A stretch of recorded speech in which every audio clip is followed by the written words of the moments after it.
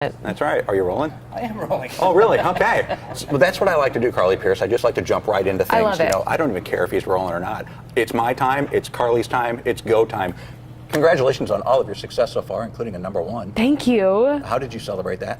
Oh my gosh. Well, I was on stage actually opening for Brett Young, and so my band and I, they had to watch me cry for a good 3 minutes before I could even get my composure. Who told you? My radio rep. We found out that it was going to go in for sure at midnight as the #1 song, so it was crazy. And I bought a car. You did? I did. Like a dream car? Or? No. Ford Escape. I mean, I like those. Yeah? So, yeah. How many people in America or the world do you really think are driving their dream car? Probably not that many. Exactly. You know? And you know the people that are driving their dream car probably want a different car because they've achieved that. Exactly. Yeah. Every little thing, beautiful, such a haunting song. Yeah. When you first heard it in your head, what did you think? Did you think, man, I have a hit here, or? No. No? No. I thought that they were crazy when they told me that this was the song that they wanted to be my first single. Why so? It was very personal to me, so I wrote it from a very real place, and sometimes I think you can get, as a songwriter, a little bit too attached to a song and not think that anybody else is going to relate to it. And it has no electric guitars on it. It's very bare. There's so much space in it that it's honestly kind of uncomfortable. But I think that's what makes it what it is, and what's so beautiful about it is I wasn't trying to chase radio with that song. I was just trying to make sure that it captured exactly how I was feeling. And it did. Yeah, it did. And it caught radio too. Yeah. With #1 song. And you know, I mean, that when people go to like horror films, you know, we go because we're going to be uncomfortable. Yeah. We go because we want to be shocked. The uncomfort of that song, the discomfort of that song, is I think what draws us to this, because we sense your emotion in that song. Yeah, and I think that especially that uncomfortable feeling, you feel that when you're alone and when you're trying to deal with a heartbreak. And so to be able to capture that in the production, I think is why it is so special. This is Carly Pearce. She is opening this evening at Cynthia Woods Mitchell Pavilion, opening for Jon Pardi, who then is opening for Luke Bryan. You get a 30-minute set, yes. 7 to 7:30, and so obviously every little thing. How do you build a set when you only have 30 minutes? How do you get everything in that you want to get in? You know, it's interesting being the first of 3. 30 minutes is a lot.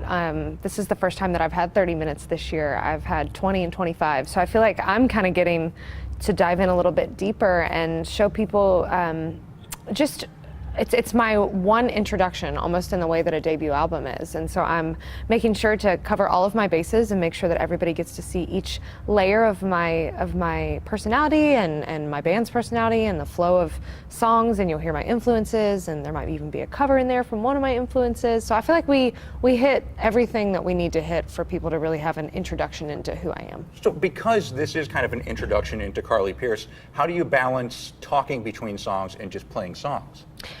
I think you have to be careful not to talk too much, but also talk enough. And I work really hard with my band before we do these tours and make sure that we have awesome transitions that make us look like stars, but also give me that moment, especially before songs like Every Little Thing, to be able to just really explain to the crowd what that song has done for me.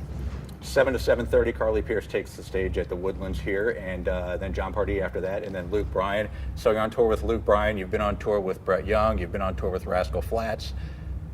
How's that experience been? What are you learning on each one of these tours? I've been so lucky to be the only girl on pretty much every major tour this year, from Blake Shelton to Brett to Thomas Rhett to Rascal Flatts to now Luke. And I feel like what has been so awesome is all of those male artists are such huge faces in our genre, but they all are different artists in their own right, and they approach shows differently. They approach their talking, their building of sets, the way they sing, the way they entertain. And I've just been able to sit out at the front of house, as we call it, in the middle where all the sound equipment is, the sound booth, and take in each artist and understand what makes them them. And I feel like I've had a crash course over the last 12 months of what it means to be a headliner. Being the only girl on those tours, are they cognizant of that, or do they treat you like one of the guys and everything's kind of no holds barred anyway? They're very sweet. They've all treated me very nicely, and they've been very classy, but I feel like I have a bunch of big brothers. Some are more hilarious and kind of goofy than others, and some I've learned really valuable lessons from just sitting backstage and talking to them. And I feel like I really do have this community of people that have my back now. This is an interesting thing about Carly Pearce, and your label mate Taylor Swift from Big Machine, she has a song called Fearless. She has an album called Fearless. I think you're absolutely fearless because at 16 you decided you wanted to pursue country music. Yeah. So you up and just leave school, you leave Kentucky, your home, you go to Dollywood. Yeah. Until you're 19? Yeah, yeah, yeah. What was your backup plan if that didn't work out? I never had one, and I think to talk about people like Taylor Swift and talk about the word fearless, you can't. If you're wired to do this, you have to chase it wholeheartedly, or you'll quit, because it's intense. And it took me almost 10 years to get where I'm at. I was 8 years into my Nashville life before I had every little thing happen, and I just always knew this is what I wanted, and I was fearless. So how much do you laugh when people say, Carly Pearce, overnight sensation? It's funny, but I always say I will take the words overnight if it's followed by sensation or success. So I don't care what you think, just keep liking my music. So at 19, you're in Nashville, you have a recording deal or a writing deal with Sony Music. That ends up falling by the wayside. Did you question? Hey, did you? So what made you persevere?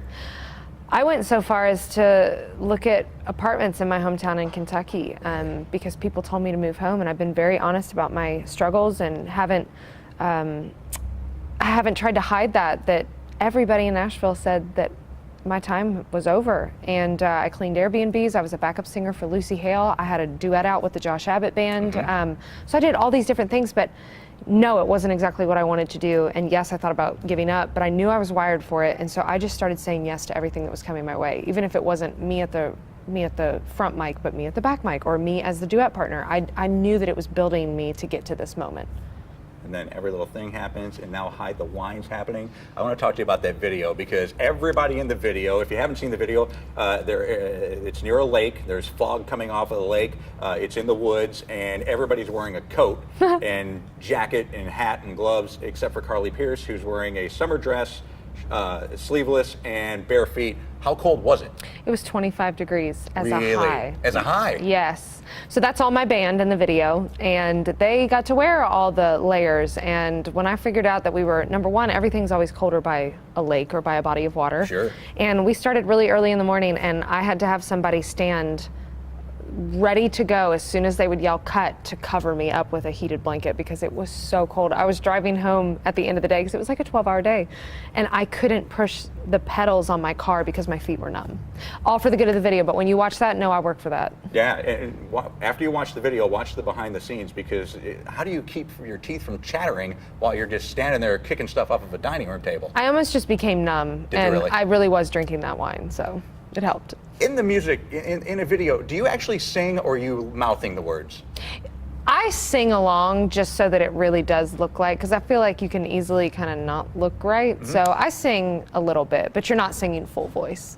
And then the other inside question, because I watched the making of the video. I love this. Did your producer, the director, Yes. did he get in trouble from his wife for using their own dining room table? No, and I saw them backstage after the CMT Music Awards, and she was so funny, and she said, I'm glad that you didn't break my kitchen table, because I was going to be really mad. And I was like, oh my gosh, I'm so glad that I didn't either, but it made for a beautiful, beautiful visual for our wine haven.